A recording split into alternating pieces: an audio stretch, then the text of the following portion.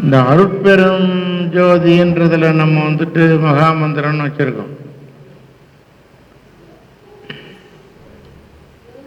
ஐயா வந்துட்டு இலக்கிய இலக்கண எதுகை மோனை எல்லாம் தெளிவானவர். சந்தம் கொஞ்சம் கூட அவர்கிட்ட கிடையாது, சரியா இருக்கும்.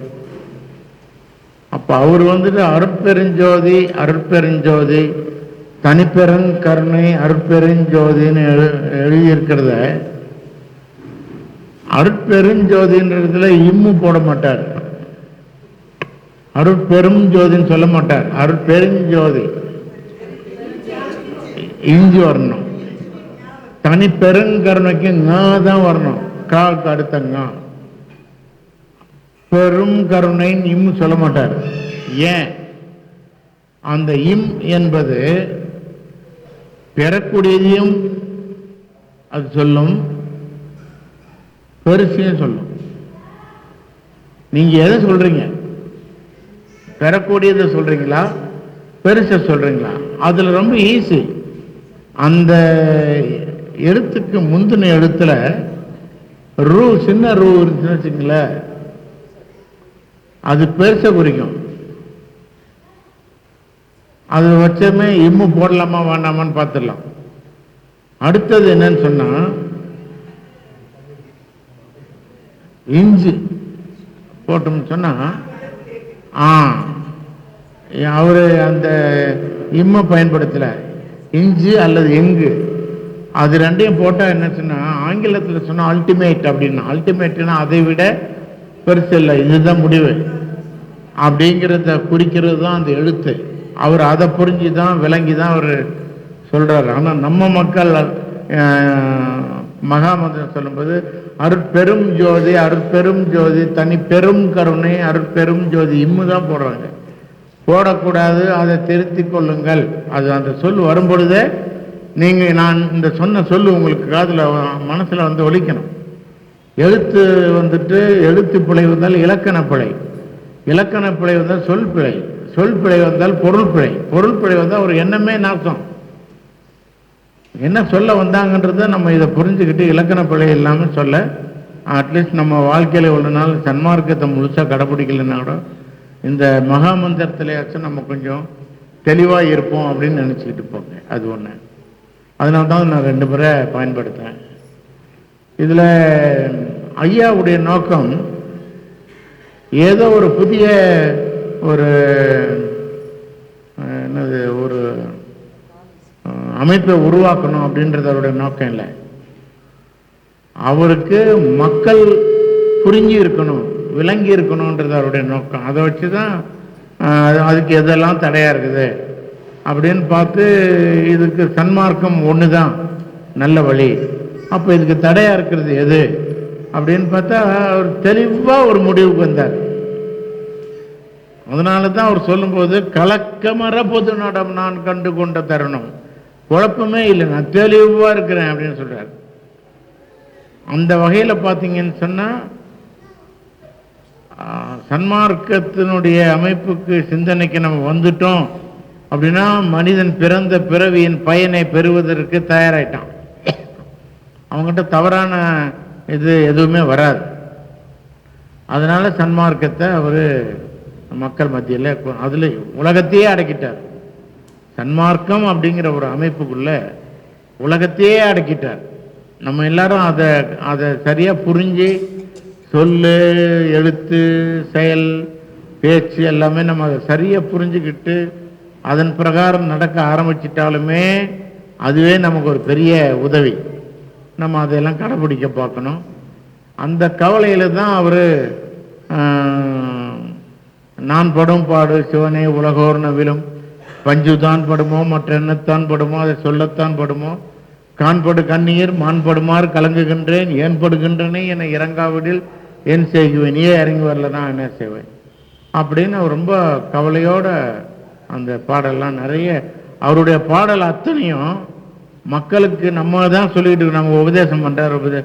அவர் கவலையை அள்ளி கொட்டுறார். அவருடைய மனசுல இருக்கக்கூடிய கவலைய நம்ம கிட்ட கொட்டுறார். அதை நமக்கு ஒரு வழிகாட்டுதலாக உபதேசமாக அந்த நடையை அவர் கடைப்பிடிக்கிறாரு. இந்த மாதிரி எல்லாருமே இதுக்கு முன்னாடி இல்லை. இதுக்கு முன்னாடி ஒருத்தர் உண்டு, அவர் தான் திருமூலர். திருமூலரும் திருவள்ளுவரும் இவர் ஐயாவும் தான் ஏன் பிறந்தோன்றத சொல்கிறாங்க. நல்லா கேட்டுக்குங்க. திருமூலர் தான் ஏன் பிறந்தேன்றதை சொல்கிறார், வள்ளலாரும் தான் ஏன் பிறந்தேன்றதை சொல்கிறார். அந்த விதம் தான் வேற. அவர் என்ன சொல்றாரு திருமூலர், பின்னை நின்று என்னை பிறவி பெறுவது, முன்னை நன்றாக முயல்தவம் செய்கிறார், என்னை நன்றாக இறைவன் படைத்தனன். நல்ல சொல்ல கவனிங்க. என்னை நன்றாக இறைவன் படைத்தனன், தன்னை நன்றாக தமிழ் செய்யுமாறு. பின்னை நின்று என்ன பிறவி பெறுவது, இன்னொரு வாட்டி எப்போ பிறக்க போறோம் அது அப்புறம் தெரியாத விஷயம். அது முன்னை நன்றாக நம்ம இப்போ பிறந்துட்டோம். இப்போ பிறந்தப்ப செய்ய வேண்டியதெல்லாம் ஒழுங்காக செய்யாமல் அப்புறம் ஒரு வாட்டி பிறந்து பண்ணிக்கலாம் அப்படின்னு நினச்சிட்டு இருந்தால் அது வந்துட்டு நிலையற்றது. எல்லாமே நிலையற்றதுன்னா கூட இது நினைக்கிறது கூட நியாயமற்றது. அதனால் இப்போவுமே நீங்கள் செய்ய வேண்டியதெல்லாம் செய்யுங்க, நல்லதெல்லாம் செய்யுங்க அப்படின்னு சொல்கிறார். அதுக்காக அவர் என்ன சொல்கிறாரு, கவலையில் போடுறாரு. உனிக்கும் மூட்டுக்கும் கொதுகுக்கும் பேனுக்கும் உவப்புற புசிக்கின்றீர், துணிக்கும் காசுக்கும் சோற்றுக்கும் ஊர்தூரும் சுற்றி பேயாயலைகின்றீர், பிணிக்கும் பீடைக்கும் உடல் உளம் கொடுக்கின்றீர், பேதையீர் நல்லோர் பணிக்கும் வேலை செய்து உண்டு உடுத்து அம்பலம் பரவுவதற்கு இசையீரேங்கிறார்.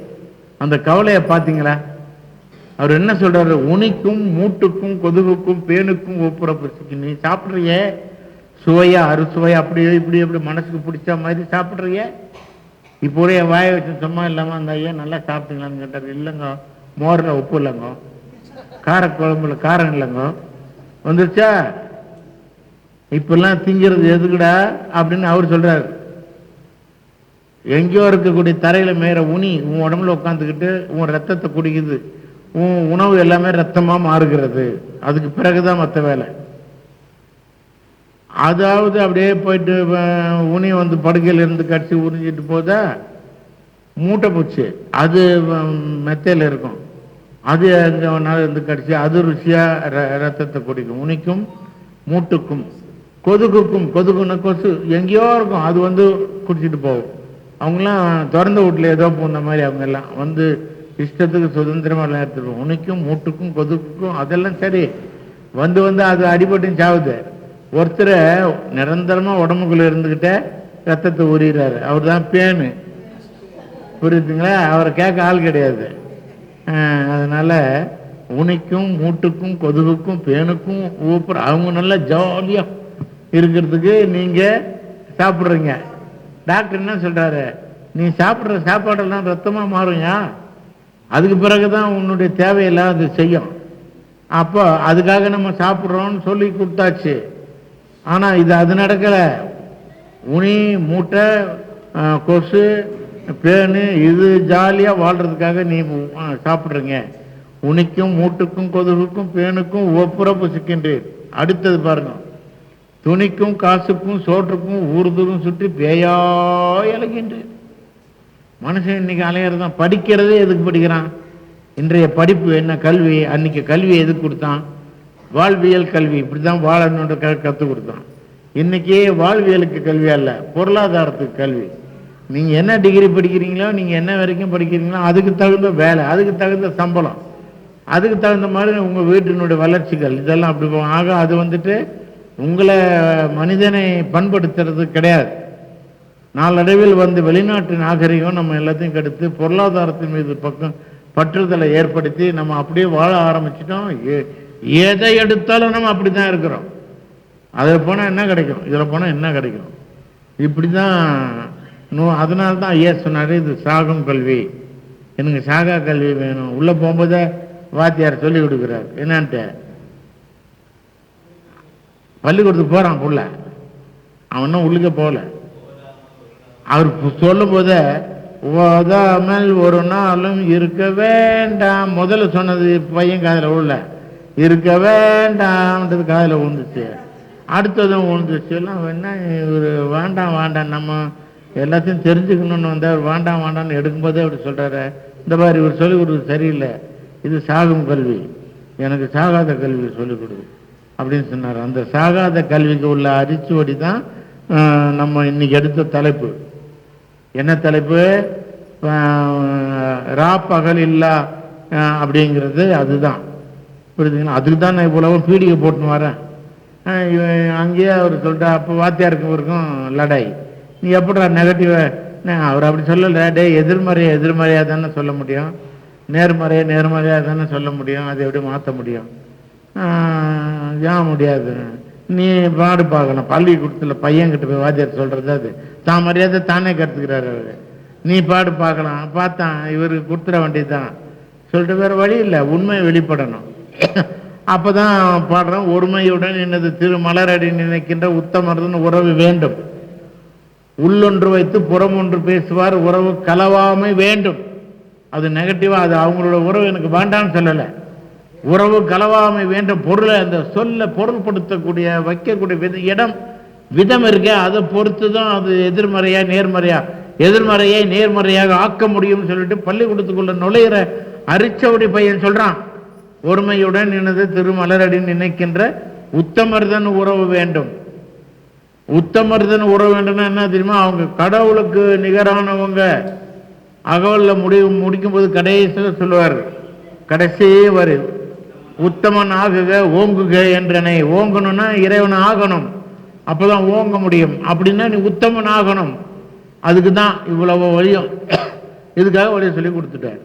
உத்தமனாகுக ஓங்குக என்றனை. அதைத்தான் இந்த இடத்துல வச்சுட்டு உத்தமனாகணும் அப்படின்னு சொல்லிட்டு நமக்கு வழி சொல்லி தர்றார். இந்த வாத்தியார் அது பள்ளிக்கூடத்தில் அதுக்கு வேண்டிய வழியை சொல்லிக் கொடுக்கல. இவங்க வெளியில் ரோட்டில் என்ன நடக்கணுமோ அதுக்கு வேண்டிய சொல்லிக் கொடுக்குறாங்களே, இவன் வாழ்றதுக்கு என்னவோ அதை சொல்லித்தரல. அது சாகம் கல்வின்னு வள்ளல் பெருமா யாருமே இப்படி வார்த்தைங்கள்லாம் பயன்படுத்தலைங்க. இது சாகும் கல்வி, அது சாகா கல்வின்றாருங்க. எப்படி அதுக்கு பொருள் வைக்கிறார் பாருங்க எப்படி. அந்த மாதிரி சொல்லி கொடுத்தவர் தான் ஒருமையுடன் என்னது திருமலரடி நினைக்கின்ற உத்தமர்தன் உறவு வேண்டும், உள்ளொன்று வைத்து புறமொன்று பேசுவார், உறவு கலவாம வேண்டும், பெருமை பெரு நினது புகழ் பேச வேண்டும். அது பாசிட்டிவ். பொய்மை பேசாது இருக்க வேண்டும். பொய் பேசக்கூடாது அப்படின்னு சொல்லல, பொய்மை பேசாது இருக்க வேண்டும். பெருநெறி பிடித்து ஒழுக வேண்டும், பாசிட்டிவ். மதமான பேய் பிடியாது இருக்க வேண்டும், நெகட்டிவா பாசிட்டிவ் ஆகிறாரு. மதமான பேய் பிரியாது இருக்க வேண்டும். மறுவு பெண்ணாசையை மறக்கவே வேண்டும். ரொம்ப அந்த கமான்னு போடுறார். மறுவு பெண்ணாசையை நீ மறக்கவே வேண்டும். அடுத்தது உன்னை மறவாது இருக்க வேண்டும். எது எப்படினாலும் பரவாயில்ல, நான் உன்னை மறந்துடக்கூடாது, உன்னை மறவாது இருக்க வேண்டும். அடுத்தது மதி வேண்டும். அதுக்கெல்லாம் எனக்கு அறிவு வேணும். நினது கருணை நிதி வேண்டும். அறிவு, அவங்ககிட்ட இருக்கக்கூடிய கருணைன்ற அந்த இது எனக்கு வேணும். நோயற்ற வாழ்வில் நான் அது எதிரான்னு கேட்டால், நோயற்ற வாழ்வில் நான் வாழ வேண்டும். நினைவில்லைங்க, வயசாகி போச்சுன்னு சொல்றோமே, அதுவே நோய் தான்.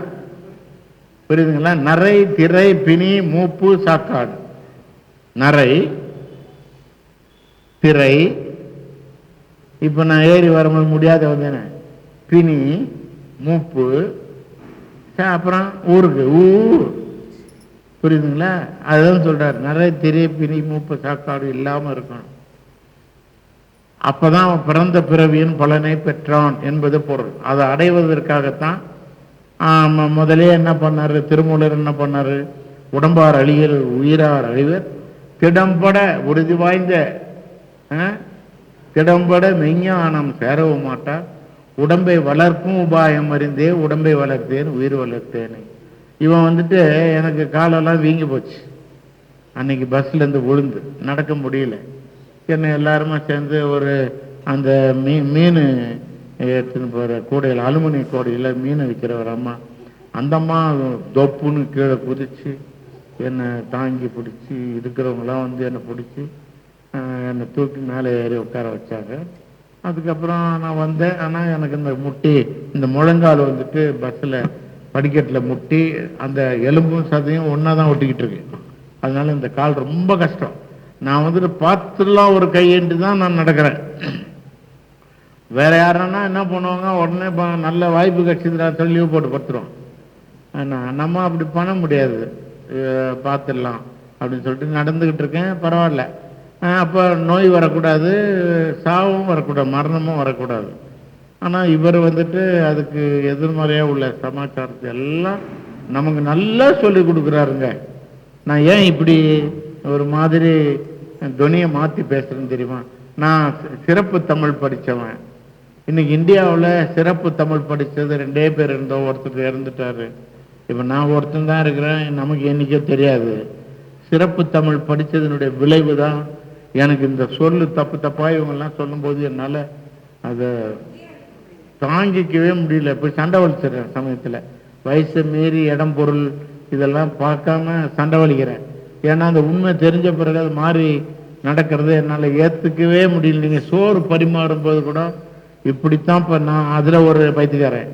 எனக்கு சோறு இப்படி தான் பரிமாறணும், சமைக்கிறவா இப்படி தான் நின்று சமைக்கணும், அடுப்பு முதல்ல மதிக்க கற்றுக்கணும், அவ போடுற பொருளெல்லாம் சரியாக இப்படி தான் நின்று இப்படி தான் போடணும், அதுக்கெல்லாம் முறை இருக்குதுங்க. நான் அந்த சனாதனம்னு சொல்லிட்டு இன்னைக்கு வம்பு பேச்சுக்குன்னு ஒரு அரசியல் வந்துடுது. அந்த சனாதனம் இதெல்லாம் சொல்லுதுங்க. நீ இப்படி தான் நிற்கணும், இப்படி தான் போடணும், இப்படி தான் சமைக்கணும், பரிமாறுறது இப்படி தான் பரிமாறணும், புரியுதுங்களா? இந்த காலை இப்படி போட்டு இந்த காலை இப்படி வச்சு இப்படி தான் பரிமாறணும். சின்னவங்களா இருந்தாலும் அப்படி தான், பெரியவங்களா இருந்தாலும் அப்படி தான். இதெல்லாம் சொல்லுதுங்க. இதெல்லாம் எனக்கு முதல்ல இந்த சாஸ்திரிகள் வேதமே சொல்லி கொடுக்கலங்கய்யா, சொல்லியே கொடுக்கல. அவர் பாட்டில் இந்த மாதிரி விஷயத்துங்களுக்கு தான் சொல்லு. எப்படி உட்காரணும் தெரியுமா, எப்படி நடக்கணும் தெரியுமா, என்னை கடுப்பு ஏற்றுவார் அவர். எது விஷயத்தையே சொல்லி கொடுக்க மாட்டார், வேணுன்ட்டு நம்மளை பண்ணுறாங்க அப்படிலாம் நான் நினச்சிக்கிட்டு இருந்தேன். ஆனால் அதெல்லாம் உண்மை. 7 மாதம்மா, 7 மாதம் எனக்கு இதே சொல்லி கொடுக்காம எப்படி நடந்து போகணும், யாரை எப்படி பார்க்கணும், படிக்கும்போது எப்படி புஸ்தகத்தை எப்படி தொடரணும், உட்காரும்போது எப்படி உட்காரணும், சோறு நீ எப்படி சாப்பிடணும், சாப்பிட்டு இலையை எப்படி போடணும், கை அலம்புறது எப்படி, இலையில சாதம் போட்டாச்சுன்னா அதில் மற்ற பூச்சிகள் வந்து உட்காராம இருக்கிறதுக்கு என்ன செய்யணும், அதுதான் நாங்கள் தண்ணி கொடுத்து இப்படி சுற்றி போடுறதுலாம் அதுக்கு தான். எல்லாம் சடங்கு சம்பிரதாயம்லாம் இல்லை. இப்போ நான் கூட என் பக்கத்தில் உட்காந்து யாரோ சாப்பிட்டாங்க, நீங்களா? என் பக்கத்தில் யாரும் உட்காந்து சாப்பிட்டான்னு தெரியல. நான் சாப்பிட்டேன்னா இலையை மூட மாட்டேன், திறந்தே தான் வச்சிருப்பேன். என்னை சேர்ந்தவங்க வேதம் ஓதுனவங்க அத்தனை பேருமே இலையை மூட மாட்டாங்க. அப்படிதான் எங்களுடைய இது. அது ஏன்னு சொன்னா அப்படின்னு சொல்லுது. அதுக்கு என்ன பலன், இதுக்கு என்ன பொருள் அப்படின்னு சொல்லுது. நாங்கள் அதை கடைப்பிடிக்கிறோம், அவ்வளவுதான், வேற ஒன்றும் இல்லை. இது ஒரு சடங்கு சம்பிரதாயம்லாம் கிடையாது. ஒவ்வொரு மனிதனும் கடைப்பிடிக்க வேண்டியதுன்றத சொல்ற விதமா நீங்க சொல்லியிருந்தா எல்லாம் கேட்டிருப்பாங்க. அது சமயத்தை கொண்டு போய் உள்ள புகுத்துனதுனாலையும் அந்த மொழியை கொண்டு போய் உள்ள புகுத்துனதுனாலையும் யாராலையும் தாங்க முடியல. புரியுதுங்களா? நீங்க சம்ஸ்கிருதத்துல சொல்லாம நீங்க தமிழ்ல எடுத்து சொல்லுங்களேன், ஏத்துக்கோங்களா இல்லையா? அவன் புரிஞ்சிட்டு விரும்புனா சொல்லிக்கூட அவன் அதிலே வரட்டும். நான்லாம் சம்ஸ்கிருதத்துக்கெல்லாம் எதிரி, பயங்கரமானவன். 65 நடந்த இந்திய எதிர்ப்பு போராட்டத்தில் கியாபி விஸ்வநாதம் ஐயா முத்தமிழ் காவலர் தலைமையில் நடக்கும்போது நான்லாம் வீராவேசத்தோடு கலந்துக்கிட்டவன் இந்திய எதிர்ப்பு போராட்டத்தில். அப்போ அவர் அதுக்கு வேண்டி அந்த கூட்டம் அவர்.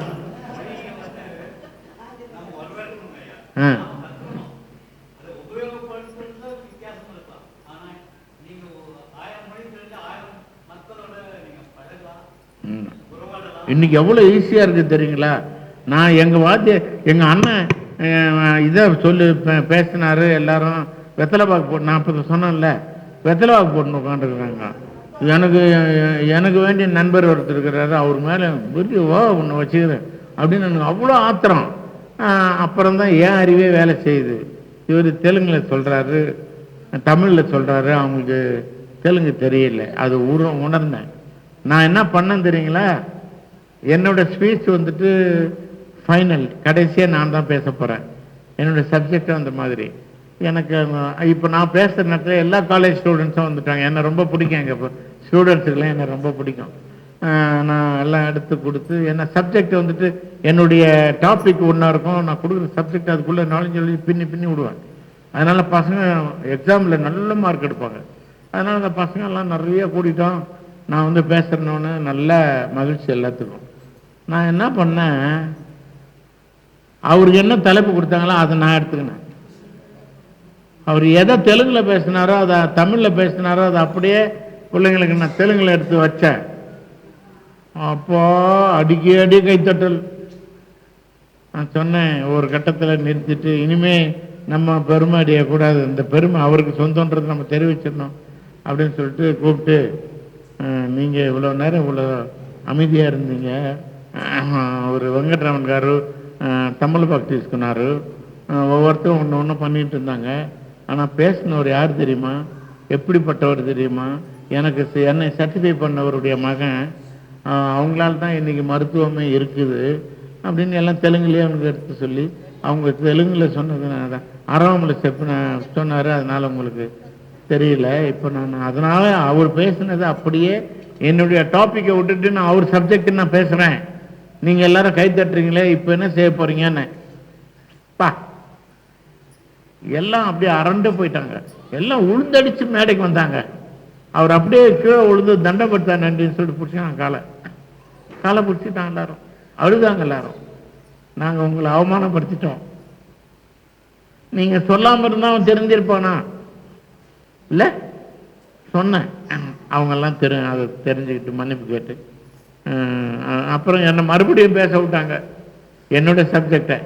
சாயந்தரம் மறுபடியும் பேசினேன்னு வைங்களேன். எதுக்காக சொல்கிறேன்னா, உங்கள் மொழியை நான் தெரிந்து உங்கள் மொழியில் உங்கள் சப்ஜெக்டை நான் பேசினேன்னா நீங்கள் ஆர்வத்தோடு கேட்பீங்க.